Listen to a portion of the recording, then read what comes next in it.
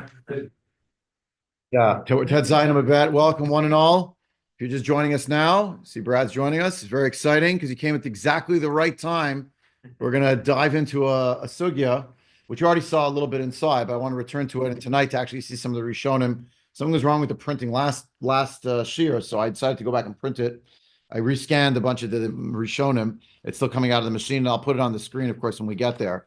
We're up to the section that we know very well from the liturgy, that the different books are open on Rosh Hashanah. And these books are mysteriously recording who is going to survive, who is not. And it presents a number of dialogues, discussions among the Rishonim as to how to understand the words in this Gemara, because at every turn there are challenges to try to wrap your head around this Gemara.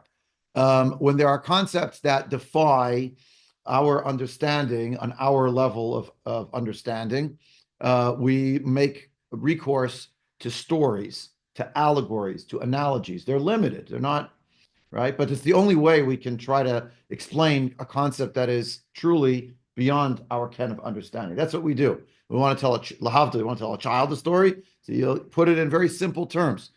But at a certain level, for humanity, we need certain, they're stories, basically, that are trying to embody certain ideas in language we can understand. It's sort of a variation of the expression that we have elsewhere in Shas, Dibra Torah Lashon Bnei Adam. The Torah speaks in the language of human beings.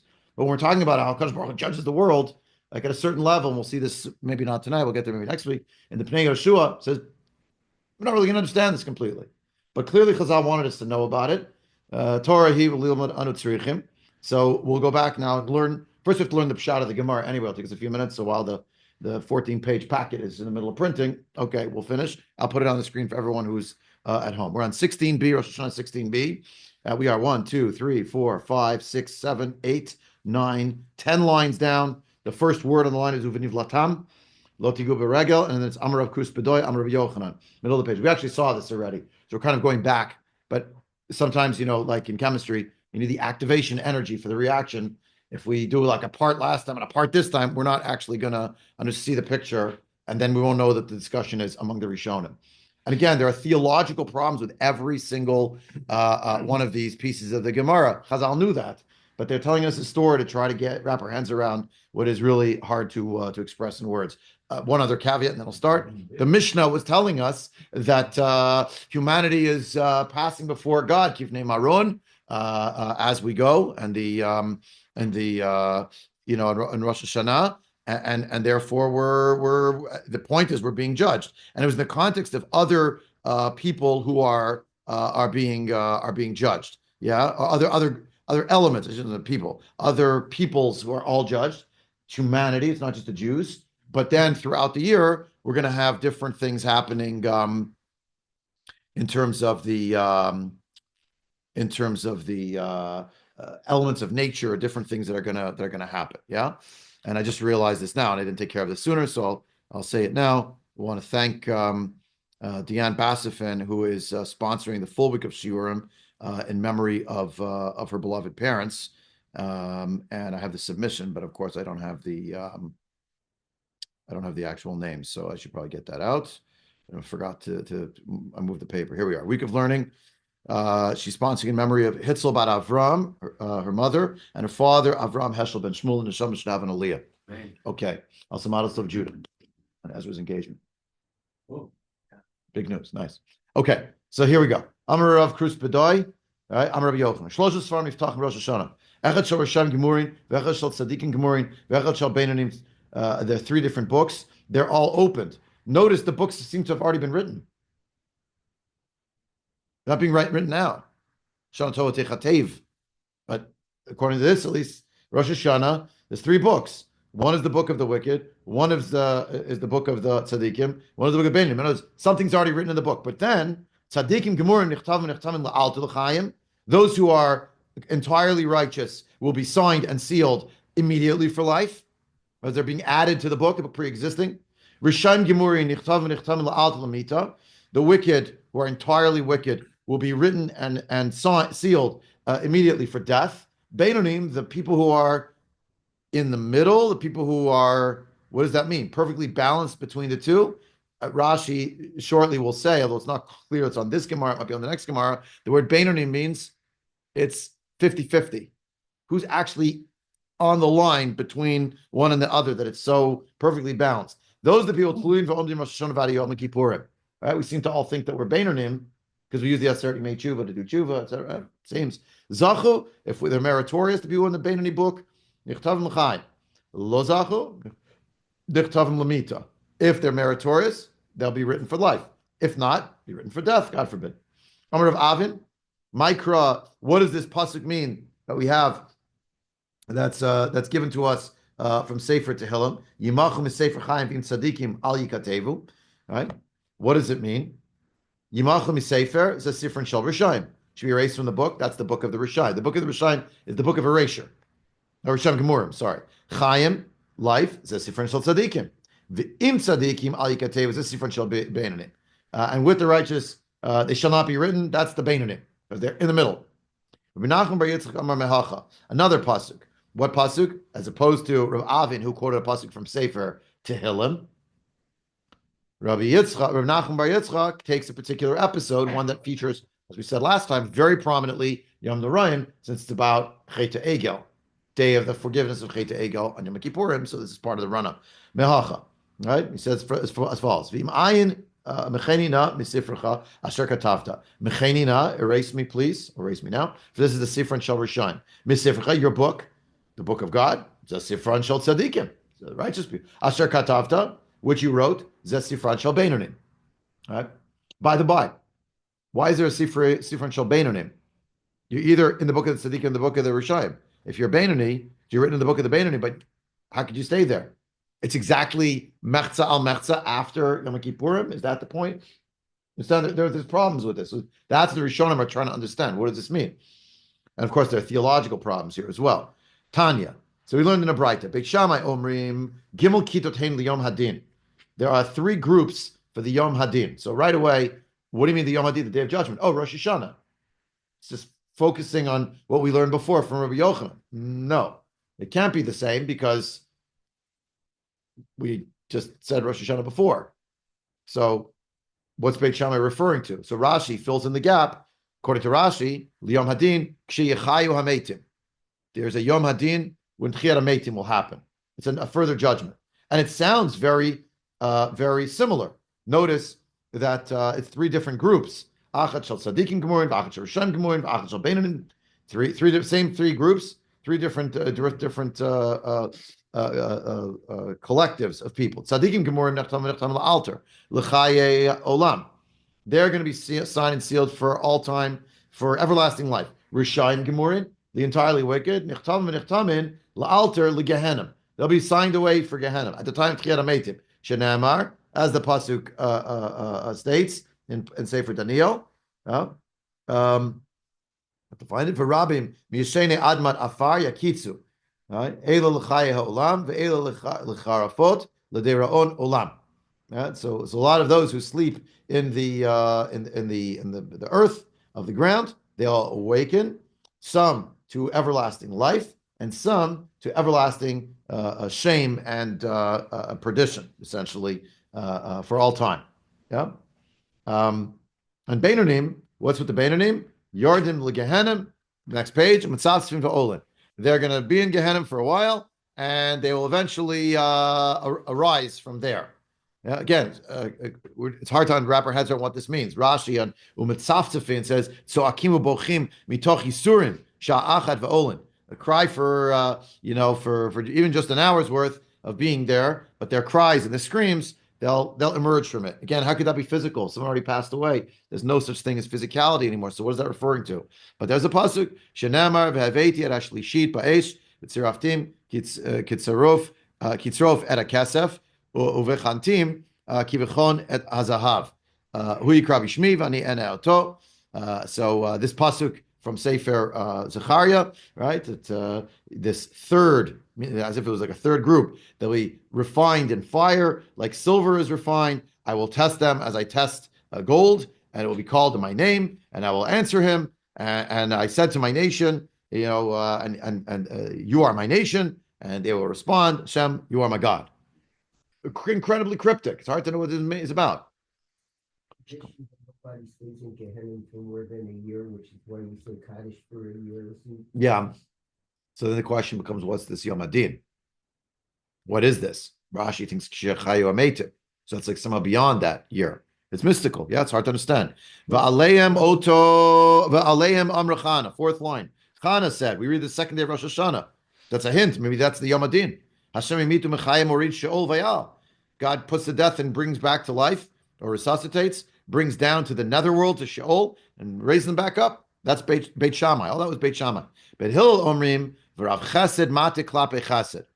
What does Rav Chesed mean in the Yud Gimel Midot Harachamim? It means God will tilt things toward kindness. When will God tilt toward kindness? If things are perfectly balanced. Says Rashi, Hoil Metza al Metzahem Mater Achra Litzad Zichut Ve'in Yordim Legehenim. If it's just balanced on the exactly the middle, again, it's hard to understand even what does that mean. It's like a perfect score to be balanced in the middle. What are the chances? But okay, I don't know. V'aleim Amar David. Ahavti ki yishma Hashem et koli. With regard to them, did David HaMelech say? We just read this very recently in Hallel, right? I love that Hashem has heard my voice. V'aleim Amar David kol parsha kula. The whole parsha is about those people who Hashem is mate klape chesed for them. Deloti v'li Yoshia is poshe yisa begufan. Uposhe umar ha'olam begufan. Lord Yordan v'li Yehenim v'nidonin ba Yod Bet Chodesh. See it right there. La'achar Yod Bet Chodesh gufan kala v'nishmata anisrafet v'ruach mefazratan tai kapot raglei tzadikim. Very hard to understand. It's in a physical sense. It's obviously some kind of a story to give us some information about it, but it's telling us that the those who are the sinners of the Jewish people with their bodies, and those from the nations of the world who are sinners with their bodies, they go down to Gehenna. 12 months they're judged there. After 12 months, the body is destroyed. I mean, I just finished telling you it's not physical, so when the body is destroyed, but that's what it's describing. So after, I mean, it's incredibly mystical. Yeah. So Gufan Kol Nishmat and Israfet, and the neshama will be burned. What does that mean? The neshama is spiritual. So what's it being burned by? And the wind is going to spread it around. What wind? What are we talking about? It's not happening physically. So again, all these are allegorical terms to try to understand what this is. Tachet kapot ragli tzadikim. It'll be under the legs of the feet of the righteous. Shenamar vasot rishayim kiyu efer tachet kapot raglechem. It keeps going. We're actually I'm going to stop here because otherwise we're going to get too far. Let's get more of a discussion about the Rav Chesed and Poshe Yisrael. We'll leave that already for next time. We'll focus on the three books. Rashi, if you go back to the other page, Rashi tells you that Shlosha Sfarim are Sifrei Zikaron Shel Maseh Habriot. They're a chronicle of the actions of people. Yeah, and those Sfarim seem to be for Rosh Hashanah. Liyom HaDin, that's being referenced later on in the Breita from Beit Shammai, that's Kshi Chayu HaMeitim. The Rishon Gemurim means mostly they have sins. And the Beinanim, those who are in the middle, is literally they're balanced half and half. Yeah? Tosafot on 16b, V'nachtamim la'al l'chaim, that the righteous will be the bottom of page 16b, second to last Tosafot. V'nachtamim la'al l'chaim is talking about on Rosh Hashanah. The righteous will be signed in immediately. They'll be sealed for life. Midikachashiv beinanim mashme did tzadikim. There's a bet there from the Haggadah Bach. Tzadikim gemurim, right? Kari lamish is chiyutav merubim. Rishon gemur lamish avonotav merubim. So the fact that we're talking about beinanim and we're making a big to do about the beinanim being somehow in the middle, so it sounds like the completely righteous means someone who has more merits. He did more mitzvot than Averot. And a Rasha Gamor is someone who has many more sins than merits. But there's a problem. And Tosafot recognize the problem. I was turning this over my mind yesterday. The job of Tosafot is to try to figure out in this massive conversation called the Shas how to reconcile seeming contradictions between different moments of that conversation. As I told a high school student, it fell on deaf ears, but maybe you'll get it. a few years ago. I said, imagine the Gemara is like you're watching a way more exciting version of C-SPAN. So first the kid was like, okay, what's C-SPAN? That was the first question. And I was like, well, it's like all the political deliberations that are happening on a federal level and sometimes on a state level, and they'll televise. You can actually watch the back and forth in real time. Like, why is that exciting to me? I said, okay, maybe that's not a good analogy. But you're watching a massive conversation, right? So the Bali Tosafot are trying to reconcile different places in the Shas that seem to contradict each other. So thesis is what you have here on the Gemara, on the page, whatever page you're up to. Antithesis, there's some other area somewhere else in Shas that seems to contradict it. V'im tomar, what about such and such and such and such Gemara? V'yesh lomar, and now comes the synthesis. How do we reconcile the first Gemara and the second Gemara? That's the basic job of the Bali Tosafot. That's their dialectical analysis. That's what they're doing. But this Tosafot is actually taking the thesis is what you have in the Gemara, but the antithesis is life itself. Because, say the Bali Tosafot, according to this logic, the people who are tzaddikim, they're going to be signed in the book of life immediately, and the wicked, they're going to be signed in the book of death immediately. They're going to be signed. So how come tzaddikim die? Maybe they weren't really righteous. They were really Rishayim. And if someone outwardly, in every respect, on every metric, is a terrible Rasha, but they survived, and you see them walking out already after Ne'ilah, the high-fiving, they're already speaking Lashon Hara. I don't know what, they're eating a ham sandwich. It must be a tzaddik because they got out of jail free. So the Bali Tosafot would say, something doesn't add up in this whole Gemara. And that's what you have here. Pa'amim, hatzadikim nechtamin lamita, Rishon Gemurim l'chaim. Dichtiv, as it says, u'mishalim l'sonav el panav lahavido. God will fulfill to the ones who he hates, he'll give them the recompense in order to destroy them. What does that mean? Da'amrinim b'sof parak kamat kiddushin says at the end of parak kamat, the first parak of kiddushin. You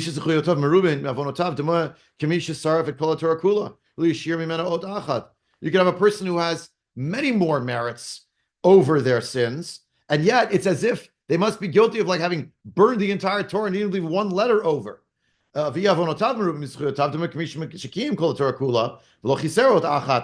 someone who has many more sins than they do merits, mysteriously, it's as if they upheld the whole Torah and they didn't even leave out a single letter. So, therefore,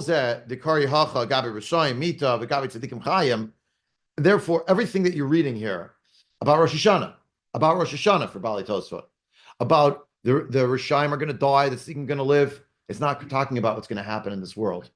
Kolomar l'chai olam haba. According to the Bali Tosafot, the judgment on Rosh Hashanah is what is going to happen in Olam Haba. And it's not related to what's going to happen in this world. Spoiler alert, a lot of Rishonim didn't agree with Tosafot.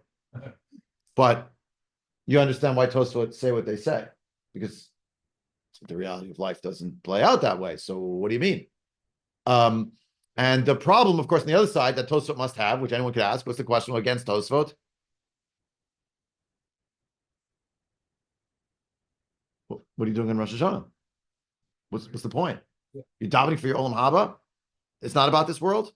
It's about what's going to be after you leave the world. So we're getting ready. Okay, Yechol Liot. But let's say a person davened and they were signed and sealed in the book of life that year for Olam Haba. So that was then. Then comes Simchas Torah. They dance a little too much, and that's it. The end of their life. They die. So, you're already in the book of life from Yom Kippur. Everything's fine. You know. What about anything the person did from Yom Kippur till Simchas Torah? Not judgment time. Is that how it works? So it's very hard to understand, according to Tosafot, how does this shape up? So if you get judged for Olam Haba every Rosh Hashanah, so you're already in, what's the point of the next Rosh Hashanah? Oh, that you could lose it. You could lose it. And by the by, if you look at Amar Rabbi Chris Bedai, Amar Rabbi Yochanan, Shlosha Svarim Niftachim Rosh Hashanah, Echad Shirasham Gemorim, Vechad Tzadikim Gemorim, Vechad Shabenanim. There's already a book on Rosh Hashanah that gets open, and the book already has last year's records. Now, are you going to stay in the book? You've written another book. What about the whole thing's what? Look at it in the side of Tokef. It talks about things that are absolutely in this physical world. Mi beish, mi bamayim. That's Yeah. not Olam Haba. That's Olam Hazeh. Great. So you're bringing an argument from liturgy, which is, of course, admissible since many parts of the liturgy were written by the Anshe Knesset Agdola, but not Unatana Tokef. Right. No cigar. Good pulling out of the rug, right? Unatana Tokef is written, depending who you ask. We used to think, because everybody knows the story with Rabbi Amnon, Yeah. that Yeah. very tragic story. It's printed in every Machzor.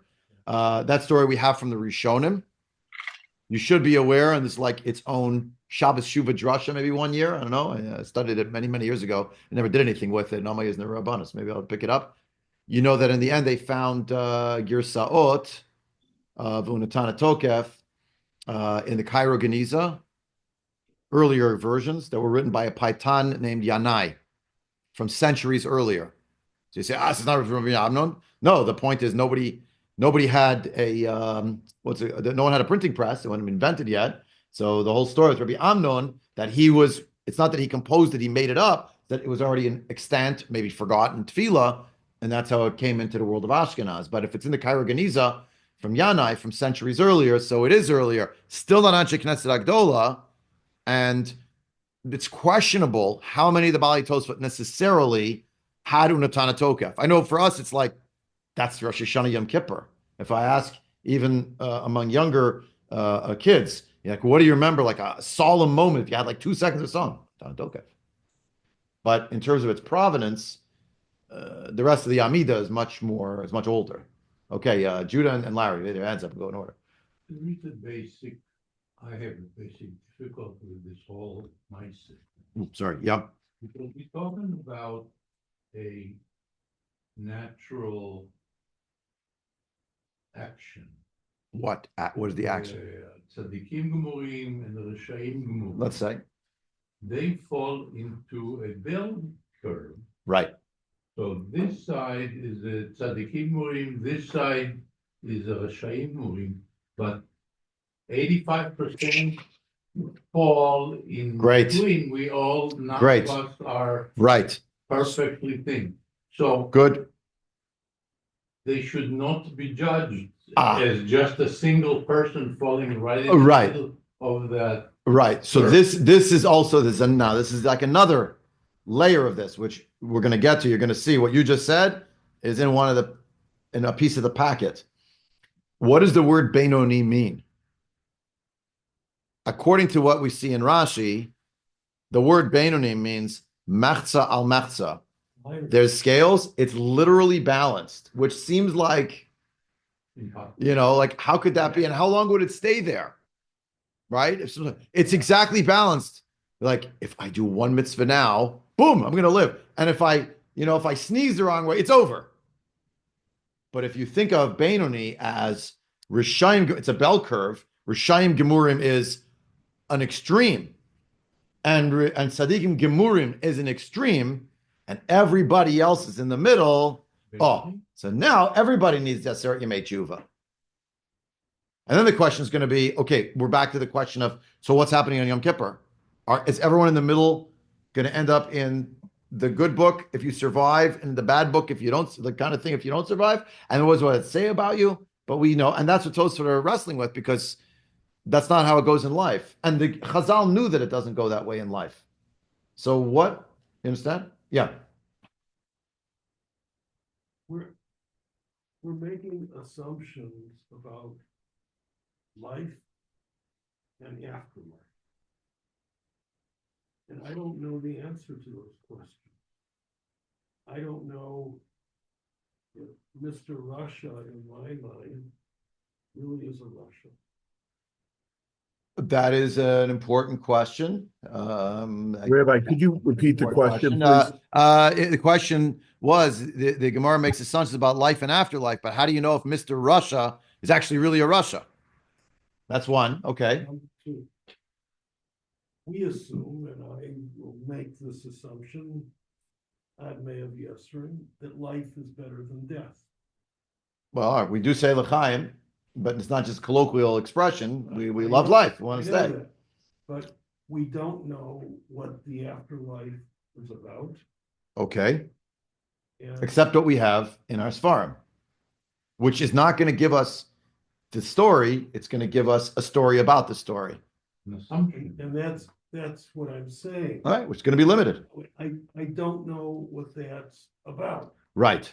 And Judaism does not dwell very, very much on No. that. There are some pages, goes into the daf, you get to Masechet Sanhedrin, you'll get to the chapter known as Parak Chelek. There'll be some material there. In Shas, there are some pieces of this, but in general, Begadol, we're not focused on it. Zelo interest shalana. We want to stay in this world and focus on this world. Yeah.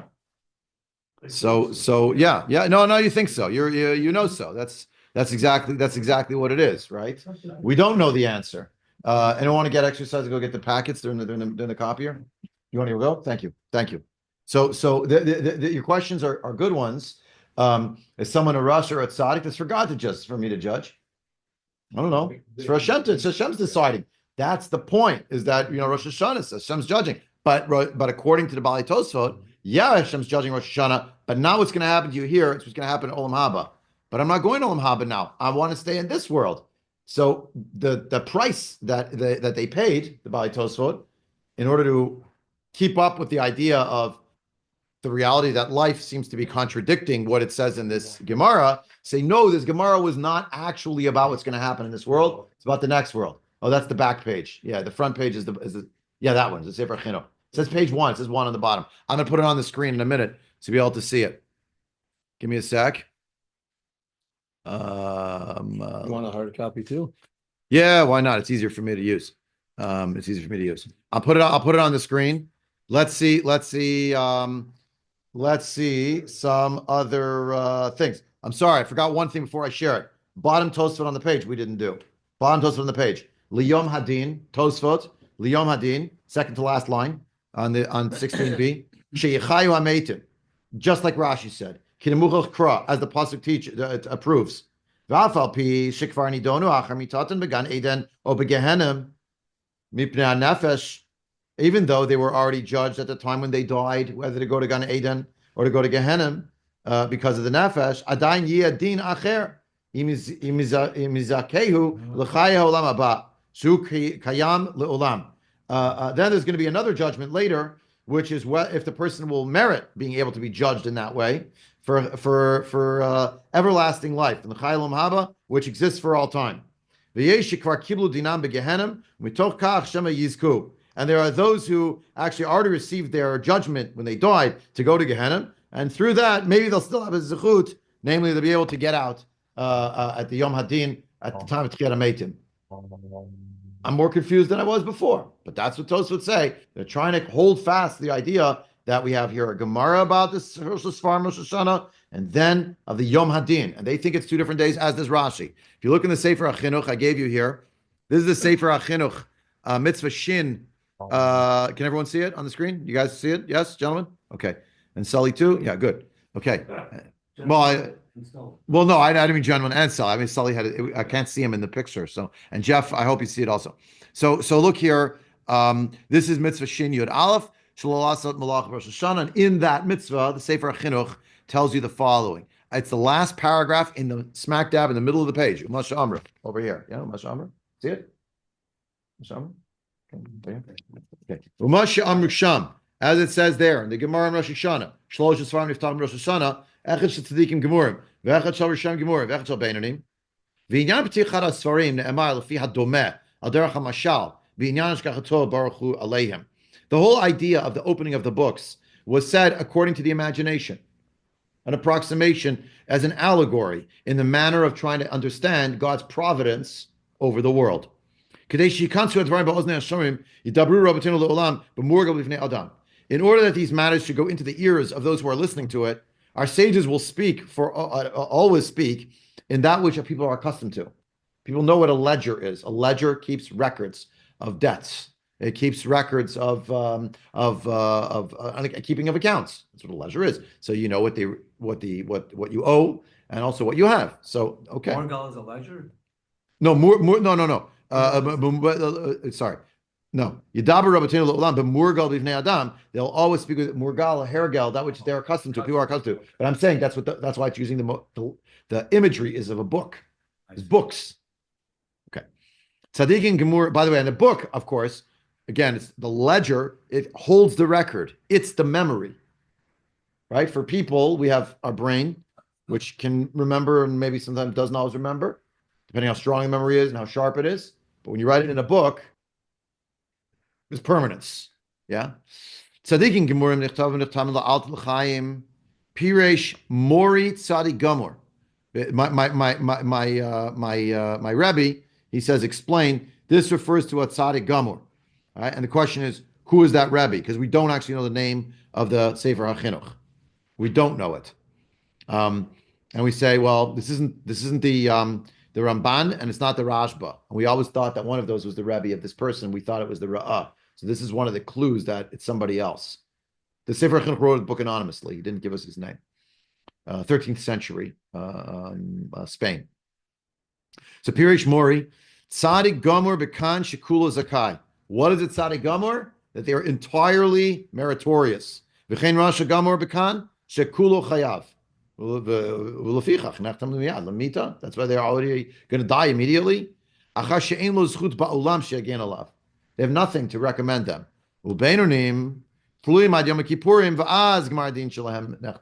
Exactly as we heard in our base madrash from Judah. Dr. Judah Jonah, you said this is what the Sefer Chinuch quotes the name of his Rebbe. That's what he said. Gemurim and Gemurim. That's the end of the bell curve. Extreme. That not one merit. Everybody else is Beinani. So you have to wait between Rosh Hashanah and Kippur to see what the end point will be. Turn the back side of this sheet, which is actually page 2. Back side of the sheet, which is page 2. Still in the middle of the page. Still in the middle of the page here. Umasha Amru, if you're looking on the screen. Okay. I got to take that away because it's blocking you now. Okay. Right over here. Yeah. Umasha Amru. Sham besamuch lazeh. And the fact that the Gemara kept going and said right next to it, Beishamar Orim Sholosh Kitot Liyom HaDin. There are 3 times for the day of judgment. Kolomar achar hamavich kol echad ve'echad mibnei adam. Shezekore Yom HaDin. This refers to the time of death, the day of death, not Tchiyat HaMeitim, but the day of death itself. That's the Yom HaDin. Kat echad shel tzadikim gemorim, kat shel rishayim, kat shel beinanim. V'kan pirshut tzaddik gomer v'rasha gomer b'dinam. Uv'zeh perish tistaleka kushya gdola min anyan im tizkeh banai. He's talking to his son. So he says, if you understand what I'm saying to you right now, so the main question of this whole thing will go by the wayside.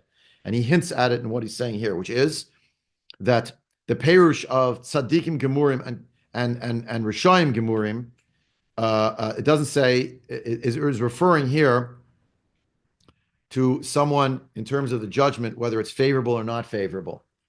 What does that mean? Hold on. If you look, there are psukim and sefer dvarim that talk about the person who emerges victorious in a judgment in a court. It's called the tzaddik, and the person who loses the case is called the rasha. It doesn't mean existentially they're completely a tzaddik or completely a rasha. Tzaddik means you won the case. Rasha means you lost the case. There's a pasuk like this, Parshki Teitze, right? It's good at tzaddik, Yeshu at a rasha, Vayan bin akot a rasha. So the chinuch said that's what they mean here. They mean that you either found favorably judged at the end of your life or not. On balance, that's what it means. Not that a person came in and they were in totally a tzaddik or totally a rasha. Not everybody. Most people are a mix in that bell curve, and that judgment is going to go one way or the other. Yeah. Can't speak to Russia. You could say, I'm guessing, he's called a tzaddik because he got tzedek. Yeah. The tzedek was with that person. They're called it tzaddik because the tzaddik, the tzedek was with them. Yeah, that's loyada. Loyada. Because then loyada. Yeah.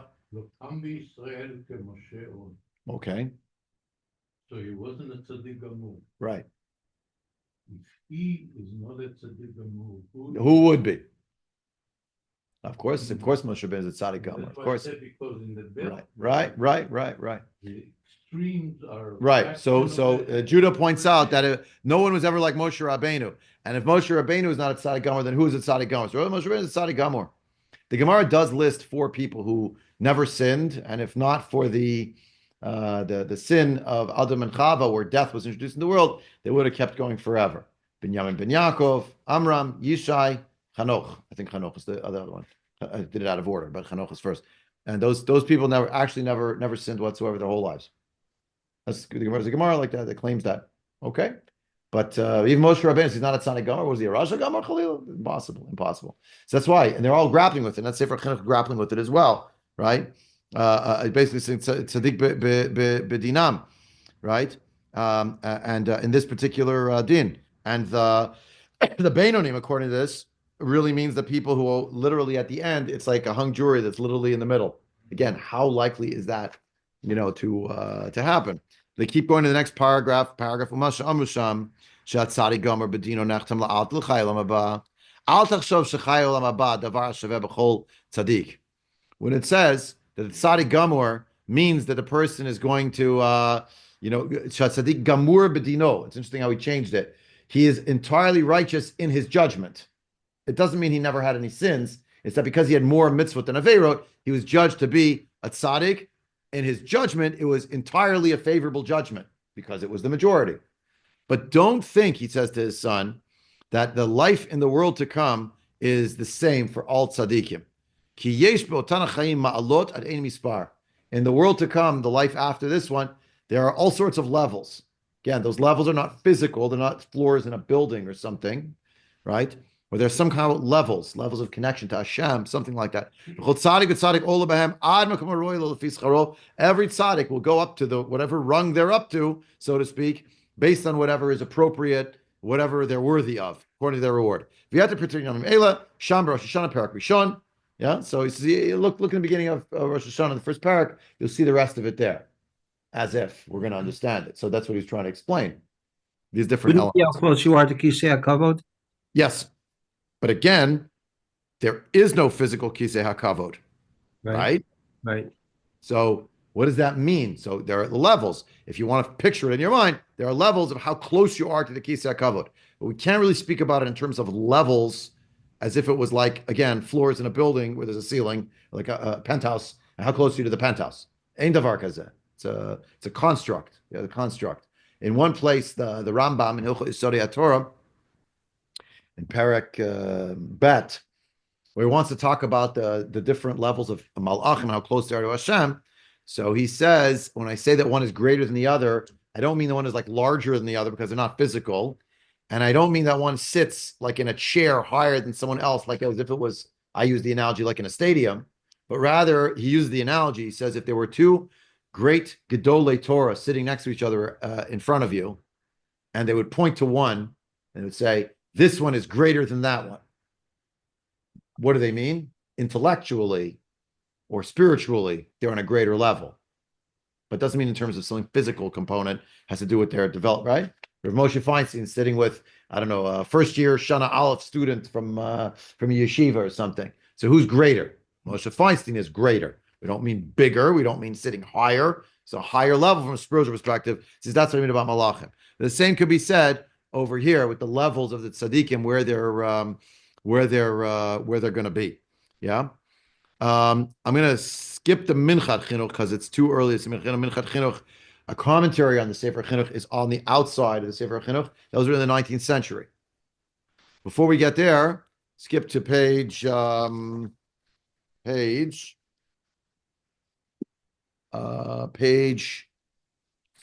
we're not going to be able to see. This is way too much. How could I do all this? I think I've overstayed my welcome because it's 8:00. Let's see. We'll do. There's always next week, isn't there? But maybe we could do the short piece. The short piece on page 11. Go to page 11. That's the Rashba.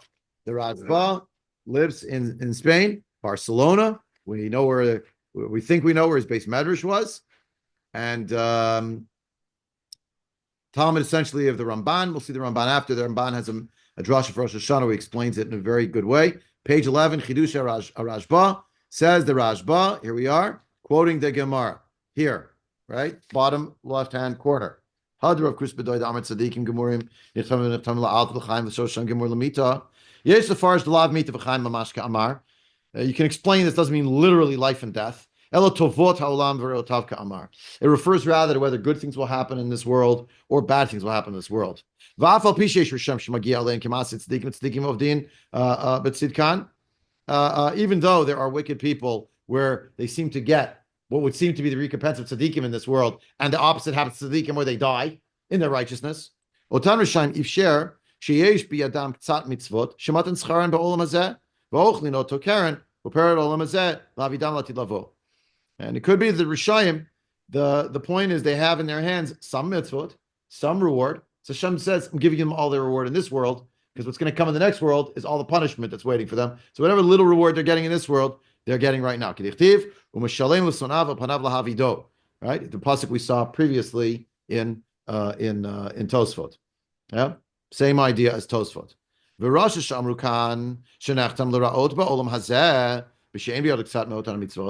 Rasha where it said that he'd be sealed for bad things to happen in this world, to that Rasha, it's where they don't even have a few mitzvot, which is very rare, right? But if he does have some positive things that he's done, some mitzvot, so even though he's entirely wicked, but nonetheless, in this world, will be paid out whatever he's owed in a positive sense. I'm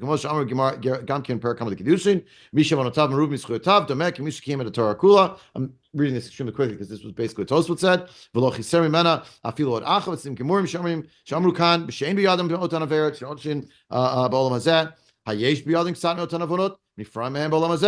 Tzadikim, this is a verbatim quote from Tosafot. Now he says, tzadikim, who probably are not perfect and probably have some punishments they need to get in this world. So the punishments they're going to get in this world, but it's only so that in the next world they have entirely their reward. Someone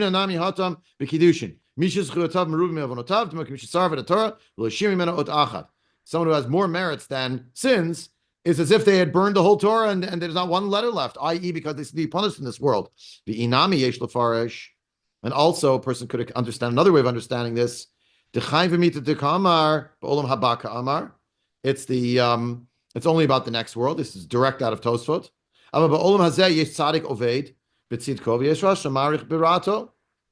You could say that it really, therefore, nothing in this world matches up, and it's all about the next world.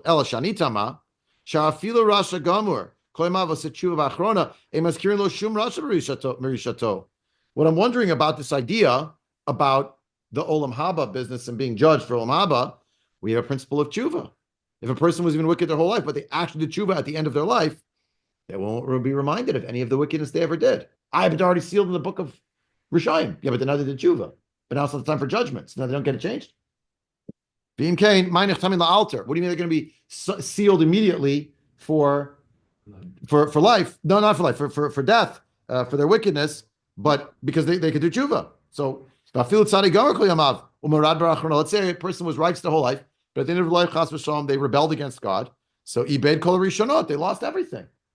Ugzar din diyachid eino nikra de'ka'amrinan, hanu gzar din betovot ha'olam hazeh v'rotav ka'amar. And when you say that the gzar din of a yachid is not going to be torn up in this world, it means the decree of the goodness of this world and also the bad things that are going to happen in this world.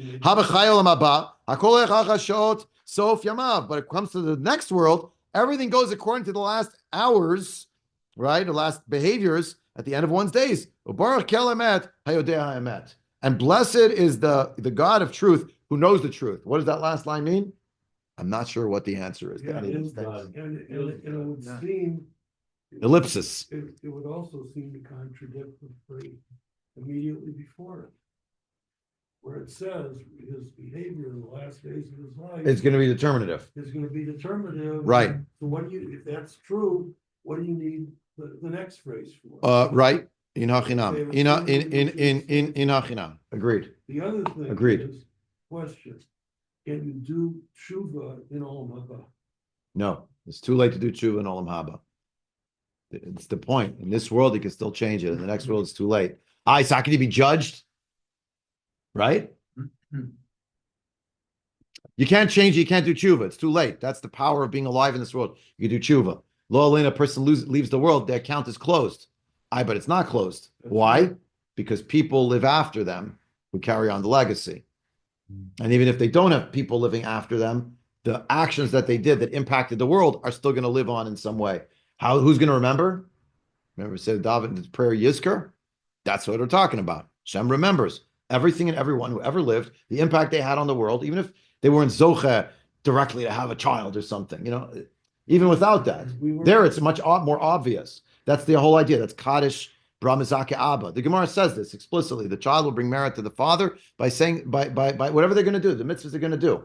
Let's say someone didn't leave a child and they leave the world. So that's it? No. They had an impact on the world. Whoever they interacted with, they impacted, whatever they did in the world, even if they interacted with two people, if that's going to make an impact. Now, we're not attuned to be able to know what the ripple impact is in relationships. Okay, but that's, and therefore that legacy keeps going. And that's what the assessment is. Follow? Not completely. Me neither, because it's not, you can't know it 100%, but that's the most. We talked about that in Omaha. You can have back the packets. We're going to need them next week. That's for sure. In We're going to do the Ramban next week. It seems, at least according to the opinions that we saw, there's going to be a judgment at the Yom HaDin, which is a Tchiyat HaMeitim. Want to keep these? I'm happy to keep them, in a stack. Now they're printed properly, so I'll have them.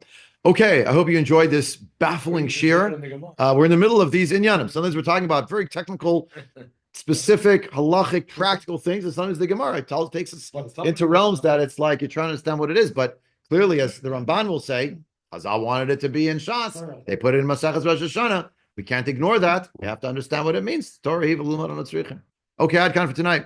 We should all change our names and move. Pardon? We should all change our names and move. Maybe we should. Change our name to what?